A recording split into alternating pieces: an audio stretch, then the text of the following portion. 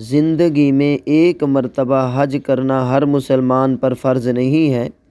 بلکہ اسی پر فرض ہے جس میں حج فرض ہونے کی شرائط پائی جائیں، اور ان شرائط کا خلاصہ یہ ہے کہ جس مسلمان عاقل بالغ آزاد غیر معذور کی ملکیت میں حج پر جانے یا حج کی درخواستیں وصول کیے جانے کے وقت اس کی اصلی اور بنیادی ضروریات سے زائد و فاضل اتنا مال ہو کہ جس سے وہ بیت اللہ و عرفات تک آنے جانے اور وہاں کے قیام و طعام کا خرچ برداشت کرنے کی قدرت رکھتا ہو، اور واپسی تک اپنے ان اہل و عیال و متعلقین کے خرچ کا انتظام بھی کر سکتا ہو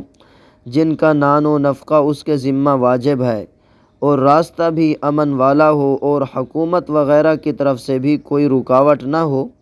تو ایسے مسلمان پر زندگی میں ایک مرتبہ حج فرض ہے، اور عورت حج ادا کرنے پر اس وقت قادر سمجھی جائے گی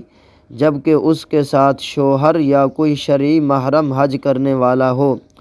خواہ محرم اپنے خرچ سے حج کر رہا ہو یا یہ عورت اس کے سفر کا خرچ بھی برداشت کرے اور عورت عدت میں بھی نہ ہو۔ واللہ تعالی اعلم بالصواب وعلمہ اتم۔ مفتی محمد افضل اوفی ان۔ آخر میں آپ سے درخواست یہ ہے، آپ کو کوئی بھی دینی مسئلہ درپیش ہو وہ بھی استفسار کر سکتے ہو۔